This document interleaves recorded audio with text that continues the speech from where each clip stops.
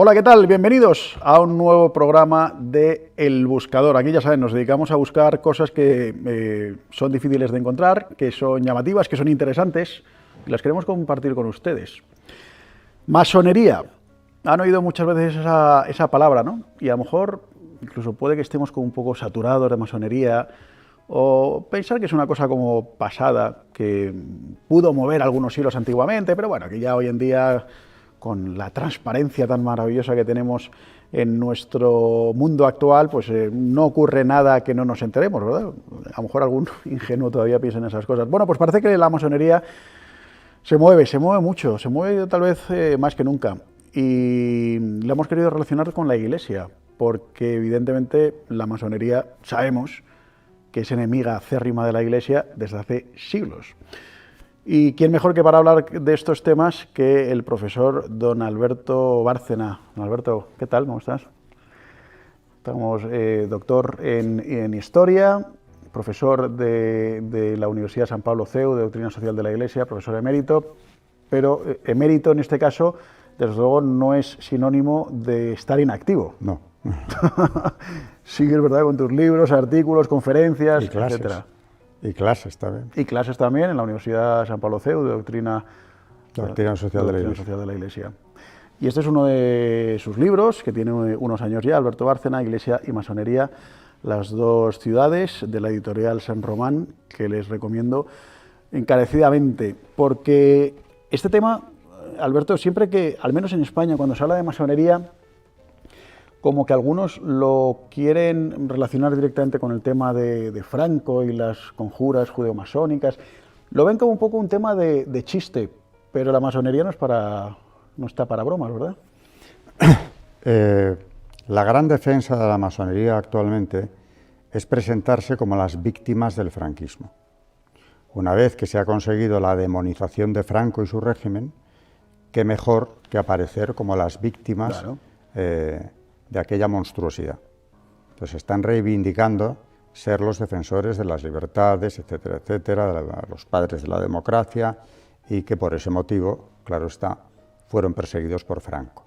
Les gusta menos hablar de las condenas de los papas, porque en el tema de la Iglesia sé por experiencia, te digo por el contacto que a veces he tenido con ellos en coloquios o donde haya coincidido, ¿no?, que no quieren nunca manifestarse. Bueno, a veces sí, pero en principio no quieren manifestarse como contrarios a la Iglesia. No, claro, esa es su estrategia, que les va muy bien, pero las condenas de los papas han sido claras y unánimes, pero no podría pensar que más bien que, bueno, pues que eso es una especie de enemistad del pasado, que ya los últimos papas no han hablado tanto del tema. Caramba, te pongo dos ejemplos recientes. Bueno, uno dirán algunos, sobre todo muy jóvenes, que no es tan reciente, pero la última condena de la Santa Sede es de 1983, que es la Declaración sobre Asociaciones Masónicas de 26 de noviembre de ese año, de Doctrina de la Fe. La firma el cardenal Ratzinger, que era el cardenal prefecto en aquel momento, en audiencia concedida por San Juan Pablo II, que también, por supuesto, firma. Y hoy en día... Por cierto, esa condena, que no es más que un folio, y cualquiera puede buscarla en Internet, tiene una frase muy clara, para que no haya confusión. El masón está en pecado grave y no puede acercarse a la Santa Comunión. No estamos hablando de matices. ¿Y por qué esa contundencia? ¿Cuál sería, digamos, el pecado del masón para estar alejado de la Iglesia, de la comunión, etcétera? Si empezáramos por todo lo que han dicho los papas desde el siglo XVIII, que lo han explicado mejor que nadie, pues yo te lo haría, como resumen te hablaría de la ingeniería social anticristiana que han llevado a cabo en la sociedad occidental desde que nacieron. Cómo han ido a por la educación religiosa, a instaurar el laicismo siempre que han tenido ocasión. En definitiva, a erradicar la raíz cristiana de Occidente siempre. O sea, ese es el objetivo de la masonería, básicamente. Claramente. Ni la fraternidad, no, erradicar el cristianismo de la sociedad. Yo diría que es uno de los objetivos principalísimos. Quieren crear un hombre nuevo, un mundo nuevo, en el que, por supuesto, la verdad revelada sobra, el dogma es inaceptable, inaceptable. Ellos hablan de tolerancia, apertura, reciben católicos, hoy en día los hay muy despistados que van a las logias, y luego me decía uno en un coloquio, ayer me pusieron la ceniza porque había sido miércoles. Bueno, pero es que con eso a mí, ¿qué me está usted explicando? También veo a muchos católicos que no se confiesan en su vida y comulgan, y no son masones. Ustedes han hecho de su capa un sayo, pero vayamos a lo que dice la Iglesia y saquemos conclusiones. Te he hablado ahora de la Declaración del 83, por supuesto en vigor. El nuevo Código de Derecho Canónico, que fue el motivo de que saliera esa declaración a la vez que el Código, era porque ya el nuevo Código no menciona de manera expresa la masonería, pero dice, y lo explica la declaración, está incluida en categorías más amplias. Donde dice el Código actual, asociaciones que maquinan contra la Iglesia, dice concretamente, aquellos que pertenecen a estas asociaciones deben ser castigados con pena justa. Quienes las promueven o dirigen con entredicho. Pero, por ejemplo, las logias masónicas aquí en España, pero podemos hablar de Iberoamérica o en países de Europa, por lo que tengo entendido, no estamos hablando de un templo abierto que tiene unas ceremonias a tal hora y que puede ir cualquiera. Sigue siendo el tema de la invitación y del secretismo y todo este tipo de cosas. Organizan conferencias, organizan jornadas de puertas abiertas. Pero presentándose como logia de... Sí, sí. O con sus sociedades satélites... Pero si tienen ahora un apoyo político extraordinario, si en el año 17, que era su tercer centenario, ya el Parlamento de Baleares votó una resolución sin un solo voto en contra, toda la derecha a favor también, a favor de la masonería, defendiendo su honorabilidad y pidiendo que no se les persiga ni mate en ningún sitio más, en lo cual están mintiendo, porque por masón no han matado a nadie nunca. Y ahora que todos se lo echan en cara al franquismo, quiero aclarar que la ley de represión de la masonería y del comunismo, porque hubo un tribunal para la misma cosa, no contemplaba pena de muerte para ningún masón por el hecho de serlo. Dependía del grado que hubiera alcanzado dentro de la secta, pero la pena máxima era prisión menor. Eso sí, quedaban inhabilitados para la función pública de por vida. Acabas de decir la palabra secta. Podemos hablar de una secta. De eso ha venido la Iglesia hablando 300 años. Y yo lo comparto porque es una secta. A ellos les molesta esa denominación. Ellos se llaman la orden o como quieran llamarse, pero son secta. Es una secta que cree en un Dios muy ambiguo. El gran arquitecto del universo. Puede ser lo que tú quieras, porque cada uno puede tener su idea del gran arquitecto del universo. Puede ser hasta una abstracción. Eso los que te exigen la creencia en algo superior, porque también hay logias que te aceptan siendo ateo. Al principio no, pero ya desde el siglo XIX sí. Ahora, ese gran arquitecto, pues cada uno tiene su idea. Lo que no pueden, un masón ninguno, es aceptar la revelación y desde luego defender dogma de ningún tipo. El dogma nunca. Salvo ese dogma. Salvo el dogma de que no aceptamos dogmas. Porque claro, eso ellos podríamos resumir su religión en un sincretismo religioso, una mezcla, lo que es el nuevo orden mundial, hacia lo que nos quieren llevar. Tiene mucho de panteísmo, en la masonería también, pero... Incluso de cristianismo para engañar a algún incauto. Sí, sí, ellos barniz de cristianismo. Aceptan católicos, lo que quiera entrar en la logia, tiene cabida. Luego comprenden muchos que no es verdad y la dejan, como algunos que han escrito libros que han hecho historia. Maurice Queillet, un francés que la dejó después de una conversión religiosa y cuenta en su libro cómo fue amenazado de muerte por un hermano de logia. De hecho, no sé si fue él el que cuenta que a medida que se iba convirtiendo, iba conociendo la figura del cristianismo, en una ocasión le pidieron que fuera él el que expusiera una de las enseñanzas en la logia. Ya digo, no sé si fue él u otro, sí, otro francés. Y entonces él decidió hacerlo sobre Cristo. Entonces, bueno, pues se documentó y bueno, lo presentó de un modo como muy aséptico, porque todavía no se había convertido, pero que eso provocó un malestar terrible. O sea que, y por eso casi, no sé si le llegaron a echar por eso, o fue cuando él se dio cuenta de decir, bueno, pero aquí no éramos todos tan tolerantes y tan tal, y no puedo, aquí hemos hablado de Buda, de Gandhi, de no sé quién, ¿no? Pero no se puede hablar de Cristo, ¿no? Fue él.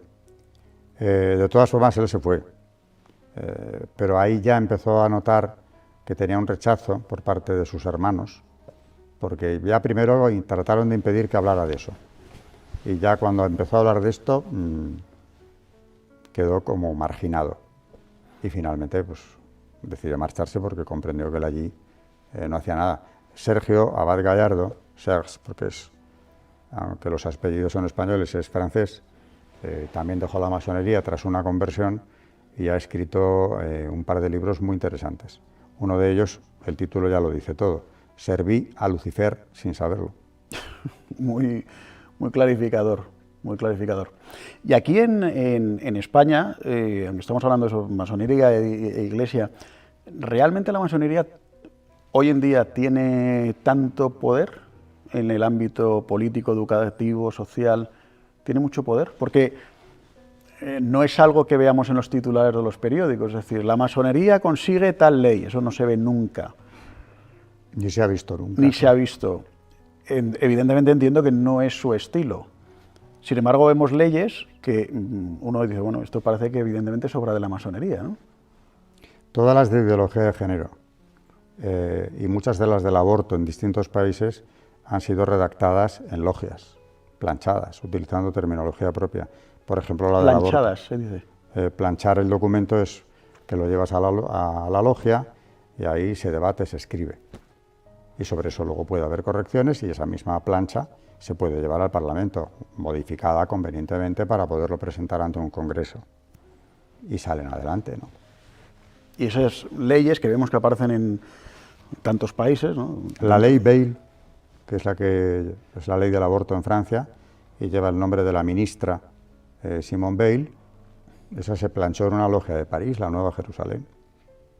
Y uno de los asesores de la ministra era el doctor Pierre Simon, masón, por supuesto, del que habló Ratzinger, precisamente diciendo que impresionaba en Dolentium Hominum, en las actas de Dolentium Hominum, impresiona leer lo que un médico francés, miembro de la Gran Logia, no, jefe en aquel momento era el gran maestro de la Gran Logia de Francia, escribe sobre la vida, donde dice que la vida es un material y que hay que superar el concepto trascendente del Génesis o de Aristóteles. La vida es otra cosa.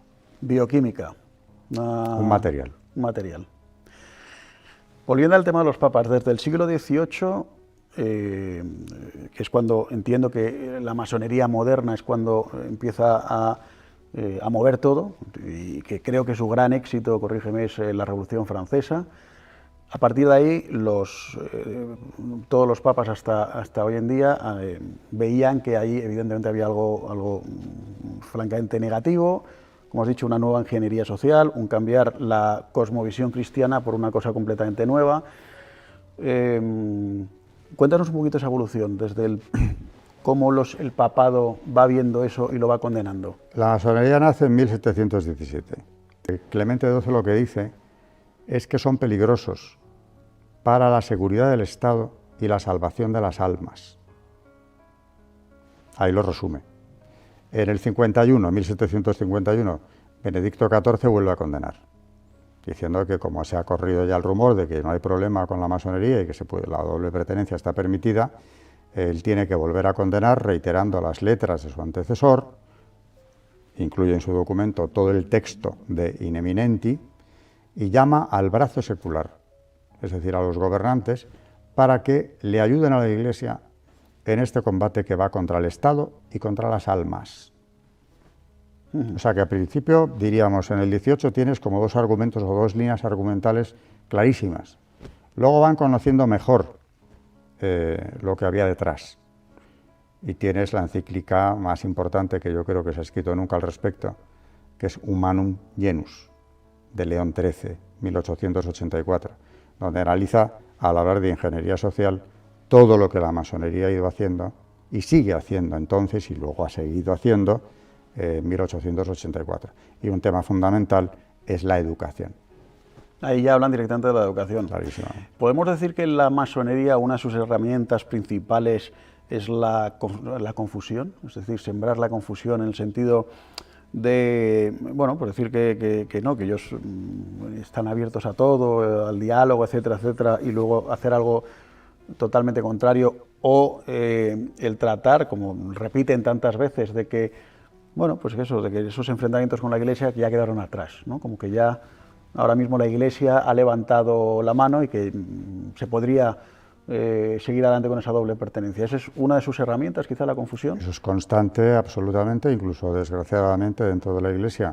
Tenemos al cardenal Rabasi, que hace unos años decía que había que abrirse a un diálogo con la masonería porque teníamos puntos en común, lo cual parte de una falacia, porque Rabasi por edad tiene que saber que en la década de los 70 la Gran Logia de Alemania y la de Inglaterra estaba detrás, mantuvo contactos con la Conferencia Episcopal Alemana a instancias de la Santa Sede, para ver si había habido un cambio en la masonería que permitiera que al menos algunas obediencias fueran compatibles. Y el informe que hicieron los obispos alemanes en 1980 es demoledor.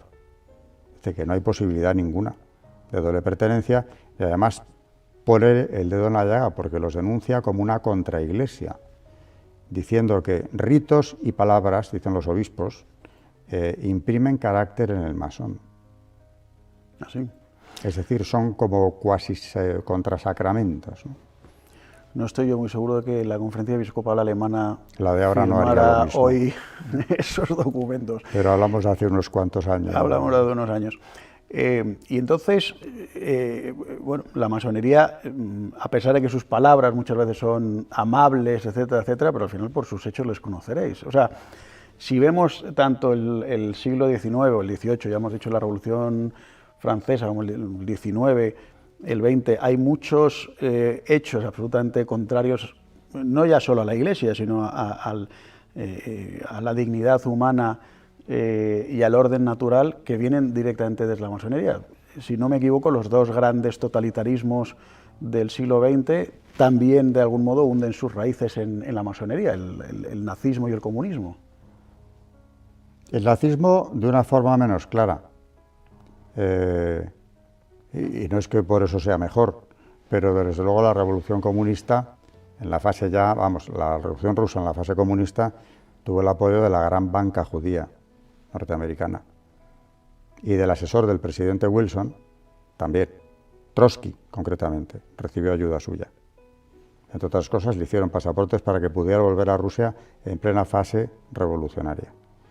Y Mandelhaus, que era el asesor de Wilson, era masón de la Master of Wisdom. Y piensas, ¿por qué querían ayudar a una revolución comunista? Precisamente ellos, que no solo son norteamericanos, sino que además, aparte de ser de familia de banqueros, Mandelhaus es amigo y socio de los miembros de la Kuhn Lev, la mayor banca que había en Estados Unidos entonces. Ya no existe. Lehman Brothers vino a ser los que lo reemplazaron. ¿Por qué eso?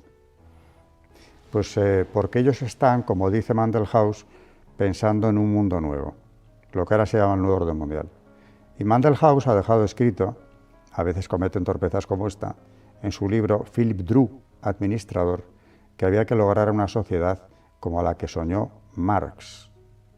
Y ante eso, el menos iniciado en el tema puede pensar, no comprendo esta dualidad.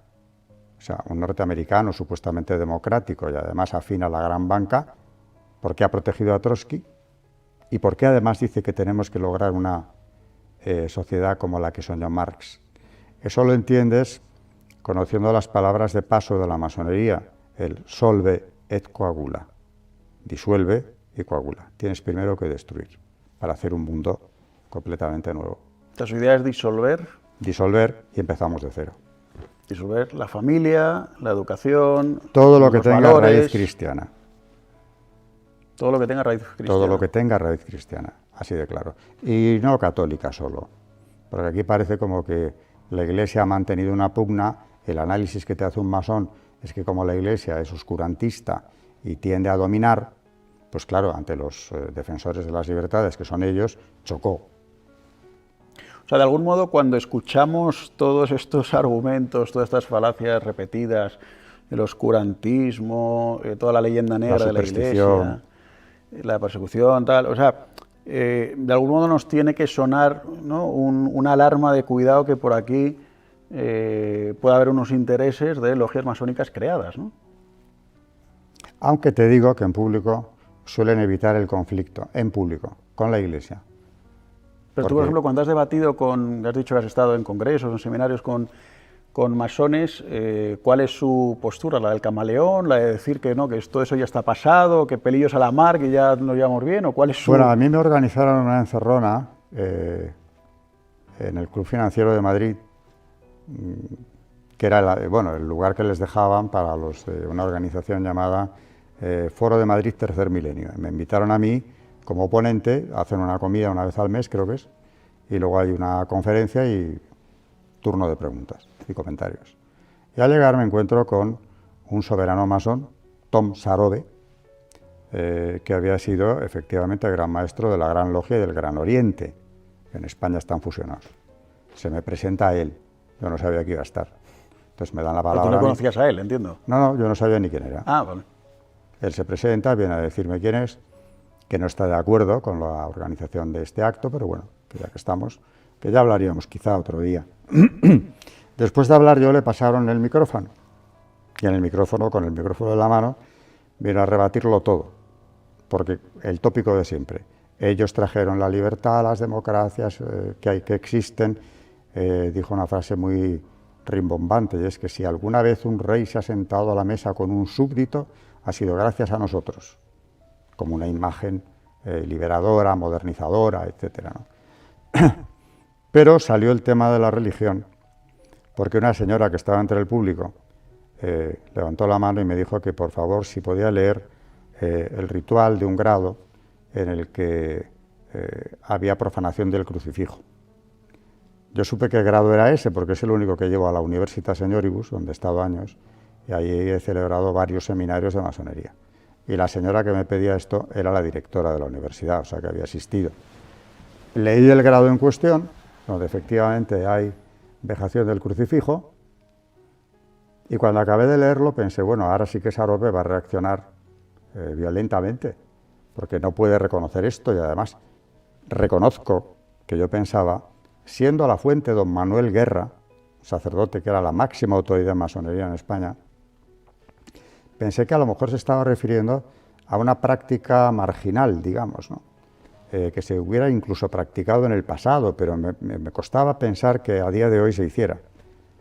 Cuando ya acabé mi explicación, que fue leer, citando a don Manuel, volvieron a pasarle el micrófono al señor Sarobe. Silencio sepulcral, tan prolongado que cuando ya se entendió que no iba a contestar nada, le quitaron el micrófono y se abrió el turno de preguntas. Y este señor no volvió a hablar en toda la reunión. Ya no quiso responder. No quiso responder.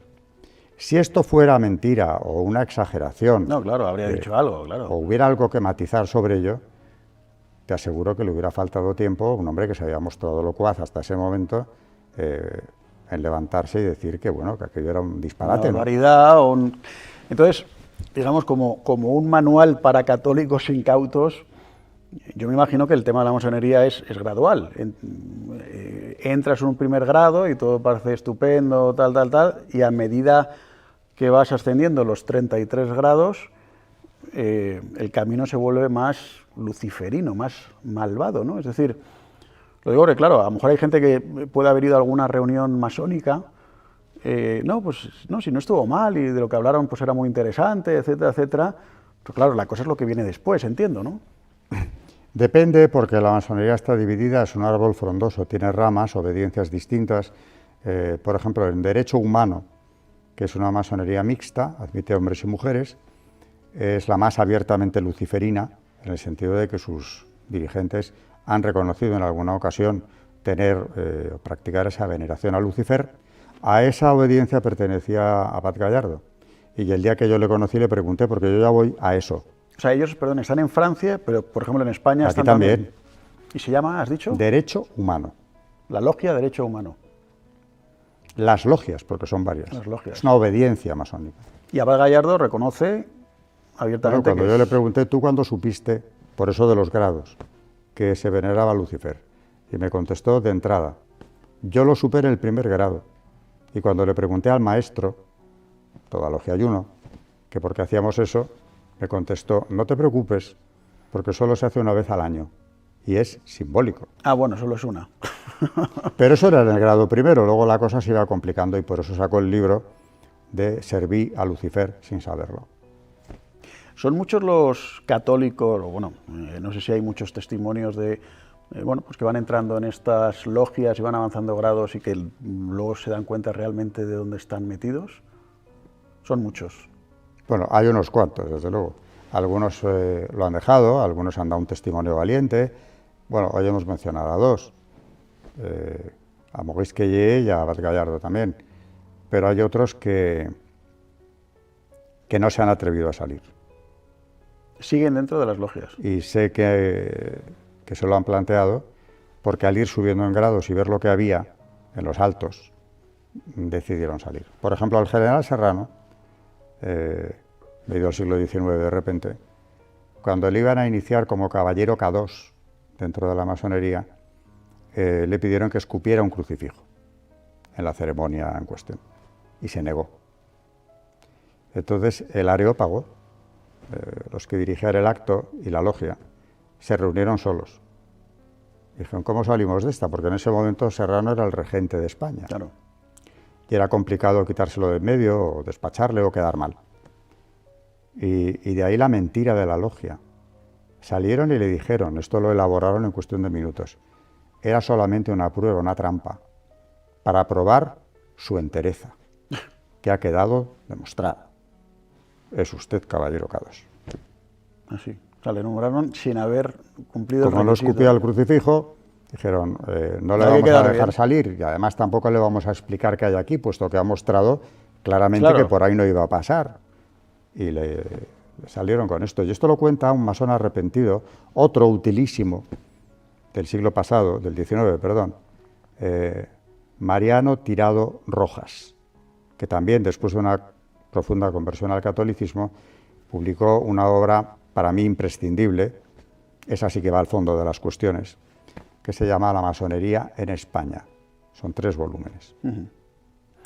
Pues es un tema que hay que seguir investigando. Yo, desde luego, además es un tema que me apasiona, que yo creo que tiene mucho interés en general en la gente, pero también, como digo, mucho desconocimiento.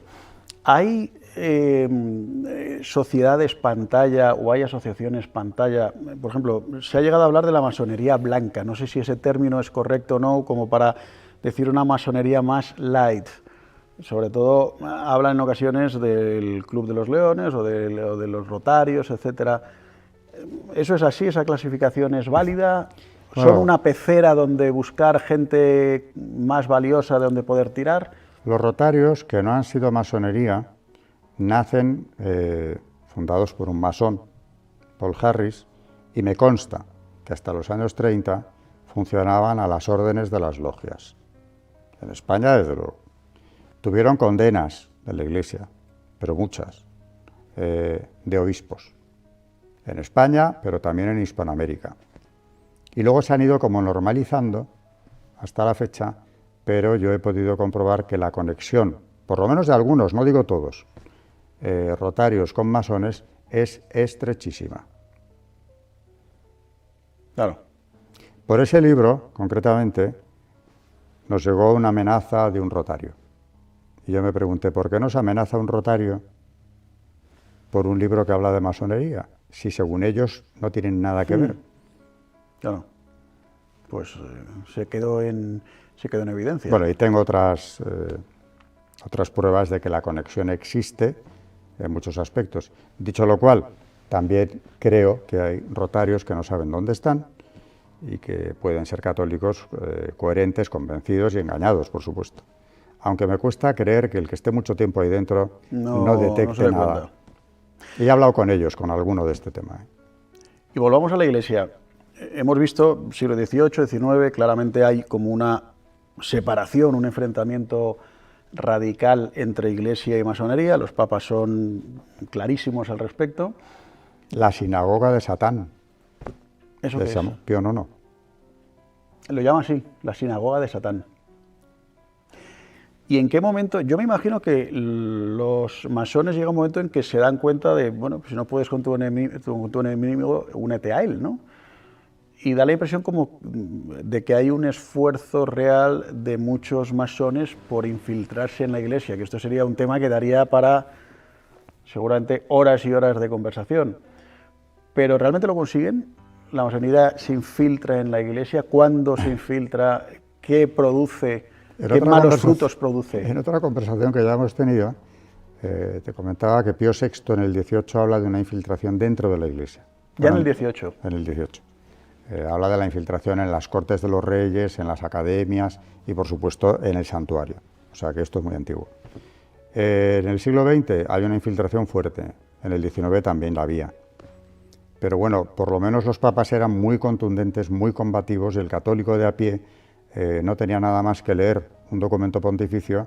Por ejemplo, me voy un poco del tema, pero Humanum Genus, la encíclica que he recomendado, empieza diciendo que el linaje humano, desde que Hugo se ha apartado de su creador por envidia de Satanás, por el pecado, está dividido en dos campos diversos y adversos. Uno es el de Jesucristo, el otro es el de Satanás. O sea que esta es una idea recurrente. Y claro, esa introducción no deja lugar a engaño. El católico que lea la documentación, o que en aquella época siguiera lo que el Papa decía, no tenía dudas. A día de hoy, ¿la infiltración continúa en el siglo XX? Sí. Algunas son bastante llamativas, pero yo no las he comprobado y por tanto no puedo acusarles. He mencionado a Monseñor Rabasi, que no entiendo cómo ha dicho lo que dijo, de lo del diálogo, sobre todo después de lo que había ocurrido con los alemanes, pero te pongo un ejemplo que no es ningún secreto que yo vaya a desvelar aquí. En este pontificado del Papa Francisco, hace unos pocos años, en Francia, te doy todos los datos, diócesis de Annecy, el pueblo de Megève, un sacerdote párroco en este pueblo, llamado Pascal Bassin, se descubre que es masón. Primero lo negó y luego lo admitió. Su obispo le llama a capítulo, pero no porque el obispo se le ocurra, sino porque la Santa Sede le dice que intervenga. Interviene doctrina de la fe. Y detrás de doctrina de la fe está el Papa Francisco, que dice que esto hay que aclararlo lo antes posible. Es que el Código actual de Derecho Canónico, que os lo he comentado antes, sigue diciendo lo que dice. Quien promueve o dirige una organización de estas está condenado con entredicho. Pero las penas, en el anterior, sobre todo, código, eran especialmente graves para los sacerdotes. A Pascal Bassin se le dio a elegir. O sea que ya vemos aquí un cambio, ¿no? En cuanto a tolerancia, no se puede pedir más. Su obispo le dice que tiene que elegir, pero que ambas cosas no puede ser. Elige ser masón.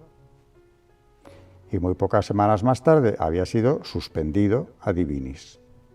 Bueno, entonces ahí no hubo tolerancia. No. Que no tiene que haber. Tolerancia, digo, en el hecho de que haya diálogo. O sea, que el obispo llame al sacerdote y le diga, tienes que pensártelo. Es que eso antiguamente no hubiera habido diálogo, sencillamente se lo suspendía. Pero es que después de la suspensión también se le excomulgó. Y esto ha ocurrido en este pontificado. Que no nos llamen a engaño. Y la excomunión fue claramente por su pertenencia a la masonería. Exclusivamente, porque siendo sacerdote se había iniciado en la masonería. Pero ¿estamos hablando entonces de un caso en un pueblo de Francia o estamos hablando de algo más? No, lo he puesto como frondoso, ejemplo, digamos, porque como no me gusta especular, y menos con nombres, no, si son de eclesiásticos menos todavía, porque claro que te podía hablar de otros, pero yo lo que no tengo comprobado, aunque los indicios sean muy graves, no lo quiero decir. Hombre, yo me imagino, Alberto, y no te voy a tirar de la lengua, pero yo me imagino que, de nuevo, por sus frutos los conoceréis. Si hay sacerdotes, obispos o laicos dentro de la Iglesia proponiendo cosas que son claramente contrarias al magisterio de la Iglesia, bueno, pues están fuera de la Iglesia. Creo que al respecto tenías una anécdota que no es directamente sobre la masonería, pero sobre el padre Pilón, que me parece muy interesante, porque es que es como muy clarificadora. Pero... Sí, una señora que en una conferencia se levantó y dijo, es que yo no creo en el infierno. Y el padre Pilón le contestó, pues es que señora, no es usted católica, no está dentro de la comunión eclesial. Es que da la impresión hoy en día de que bueno, algunos nos quieren hacer creer que todo es tan laxo y tan flexible. Bueno, pues si no crees en el infierno, pues no pasa nada, que si no crees en el pecado, bueno, pues puedes continuar, ¿no? Que si no te confiesas, pues puedes comulgar, porque el Señor perdona todo. O sea, está todo como blando absolutamente. Eso que estás mencionando es una herencia masónica. Lo que Benedicto XVI llamó dictadura del relativismo, en aquella famosa homilía, es una herencia masónica. El tanto vale, vale tanto. Sí, aquí, lo importante es ser bueno y lo importante es... No, y lo que tú creas en conciencia, igual que tú te haces un dios, el gran arquitecto es lo que tú quieras, puede ser Lucifer sin ningún problema, por cierto. Hay un poema de Carducci, premio Nobel de literatura a caballo entre los siglos XIX y XX, no sé si te suena, Josué Carducci, que tiene un himno a Satanás, y dice, al Jehová de los curas tú has vencido. O sea, que le canta a Satanás, el masón. Este le menciono porque es masón, fundador de una logia, por cierto. Si tú te creas tu Dios, naturalmente todo tu sistema de valores te lo vas a crear tú también. Claro. Entonces, mientras lo puedas consensuar dentro de tu logia y estar de acuerdo en una onda más o menos común, es lo que hay. Entonces, ese relativismo que viene de las logias se ha permeado a la sociedad moderna. Y por eso vale igual 8 que 80. Y por eso comulgan en pecado mortal sin ningún problema. Y a mí me ha dicho alguien, yo me confieso con Dios. O sea, tú no te confiesas, porque Dios te ha dejado un sacramento cuando funda su iglesia para que te perdonen los pecados. Pero tú a Dios no le tienes que contar lo que has hecho. Harás fenomenal en rezarle y arrepentirte. Pero luego cuéntaselo al cura y que te dé la absolución. Pero tienes que pasar por este sacramento. Porque resulta que es el Señor el que lo ha dicho, y si es Dios, pues se supone que es el que puede poner las normas de juego, ¿no? Bueno, pues no hay normas. Ese relativismo moral viene precisamente de la secta, que claro, está en la sociedad, está en la política, está en los medios de comunicación. La Segunda República Española fue totalmente masónica y lo reconocen ellos. La Constitución del 31, que es contra la Iglesia, la redacta, el que preside la comisión que redacta esa Constitución, es Luis Jiménez de Asúa, ilustre jurista, pero ilustre masón también. Perteneciente, y doy el dato, si no, no hablaría de esto, a la logia, a la Gran Logia Regional del Centro. Nombre simbólico de Jiménez de Asúa, el hermano Carrara. ¿Qué puedes esperar de una Constitución que redacta un masón? Más de la mitad de los miembros que componían la comisión son tan masones como Jiménez de Asúa, pues lo que salió. Una Constitución que hacía imposible la convivencia. Anticlerical y todo. Que expulsa a los jesuitas como primera medida y que ya 2 años más tarde, en el 33, saca la ley de congregaciones religiosas, sacando de la enseñanza a todas las órdenes. Eso es masonería. ¿Cómo puede un católico hoy en día reconocer, pues eso, todas estas prácticas masónicas? Me refiero no al folclore o al ritual en sí, sino la impronta de los masones en la política, en la Iglesia. ¿Cómo la puede localizar sin caer tampoco en alarmismos? O quiero decir, no viendo tampoco masonería, sino donde realmente la haya, ¿no? ¿Qué tips nos dirías? Tú que eres un experto conocedor, tú de repente dices, ves una manifestación de alguien y dices, aquí ha llegado encerrado. Danos un poco esas pautas para hoy identificar. En día, el relativismo has dicho uno. Es un indicio, aunque puede no ser masón y estar influenciado de lo claro. mismo, ¿no? El laicismo es un indicio clarísimo, porque esa ha sido una fijación de primer orden que han tenido siempre en la enseñanza y en todo, en la vida pública, que no haya un símbolo religioso, ni una manifestación religiosa, se derriban las cruces, etcétera, etcétera. Y luego, volviendo a Benedicto XVI, cuando él hablaba de dictadura del relativismo, justo empezando su pontificado, horas antes, en el año 20, hace 2, a su biógrafo Peter Sewell, en el epílogo del último libro que escribe sobre él, Benedicto XVI, una vida. El epílogo es una entrevista con el Papa Emérito en el que el Papa Emérito dice: se está constituyendo una dictadura distinta. Ya no es la del relativismo, ha quedado atrás. Esa ha servido como puente, pero él habla ya del credo del anticristo, que es algo diferente. Eso lo dice ya Benedicto XVI en el año 2020. En el 20. El credo del anticristo. Y dice, hay una serie de dogmas que el que no esté de acuerdo con él, con esos dogmas, está fuera del marco democrático, del juego político, de lo políticamente correcto. y dice algunos de esos dogmas cuáles son. Aborto, el que no esté de acuerdo en que eso es un derecho de la mujer, con todo lo que luego han vestido y rodeado, pues no está dentro del marco. El matrimonio homosexual lo menciona. La reproducción de seres humanos en laboratorio. Nos da 3 dogmas. Y no es exhaustivo, pero lo que sí le dice a Sigwald es que se está consolidando un credo del anticristo. Es decir, que ya no hemos pasado, nos hemos quedado en un relativismo que, bueno, que ha estado muy fuerte y lo está todavía, ¿no? En el mundo occidental, pero lo que se está imponiendo ya en los últimos años es algo distinto. Es lo abiertamente... Es la inversión del orden natural. Anticristiano y no te doy la opción de que tú te parezca bien o mal esto. Es que si estás en contra, por ejemplo, del aborto o de ese derecho, no tienes nada más que ver la reacción que ha habido contra la sentencia de la Corte Suprema de los Estados Unidos, cuando han declarado que la famosa sentencia que dio entrada al aborto en los Estados contra Wade. Aunque fíjate, a mí en ese caso concreto me parece que han hecho, como tantas otras ocasiones, sí, después de una primera protesta, etcétera, dejarlo en completo silencio en la oscuridad. Es lo que hacen siempre, lo que no gusta, no vamos a hablar de ello. O sea, hay una sentencia firme que revoca la que se tomó en su momento, ¿verdad? Sí, se habla una semana, 10 días del tema. Furibundamente. No ha pasado nada. Además, contra el derecho internacional, jefes de Estado o de gobierno, como el propio Macron. Bueno, el propio Biden, y aquí en España pues también varios ministros dijeron que era un día triste para la democracia y todo este tipo de cosas. Pero creo que el propio Biden dijo que le parecía incomprensible que se hubiera revocado eso, que él iba a seguir garantizando el derecho de las mujeres a acceder al aborto, etcétera. Pero ya ¿ves ahí el dogma? Se ha callado. El dogma del anticristo. Esto no se toca. Sí, no, claro. La Corte Suprema nos da igual. No tiene autoridad ninguna ante nosotros, que somos dioses, porque eso es lo que tiene al final la masonería.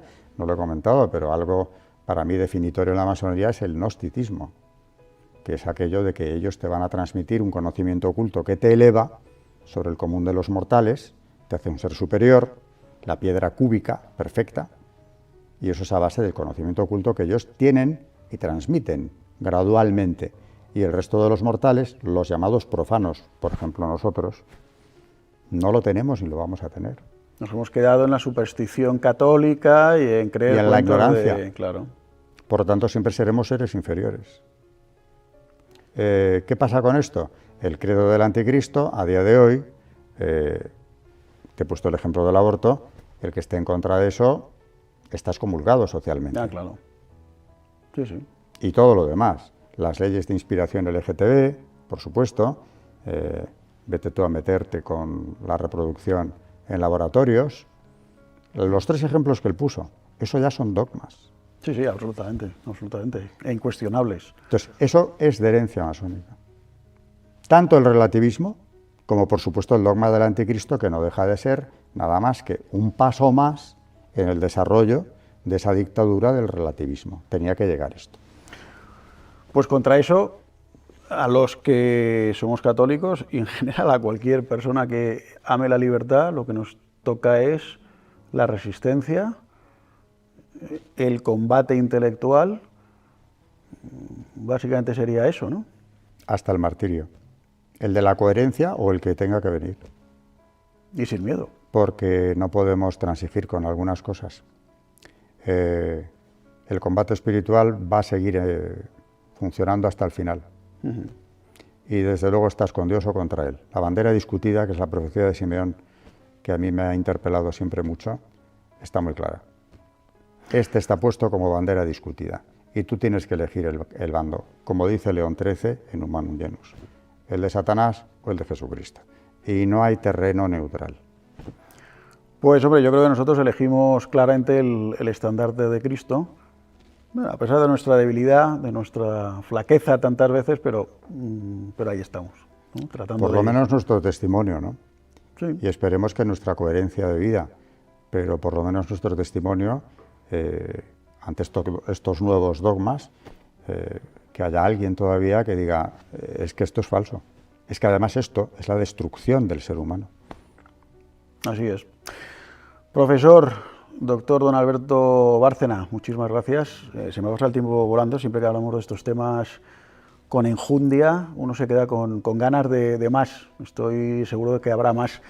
Y ustedes ya saben, si quieren profundizar en este tema, Iglesia y Masonería, las dos ciudades, del profesor Alberto Bárcena, en la editorial San Román.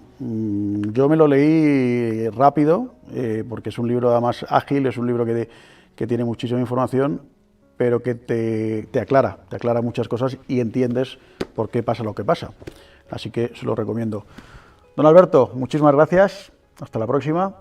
Y gracias a todos ustedes por estar aquí con nosotros en El Buscador, que eso seguimos haciendo, buscar para encontrar razones, para encontrar temas interesantes, y espero que a ustedes también les haya interesado. Un saludo muy cordial, hasta el próximo programa.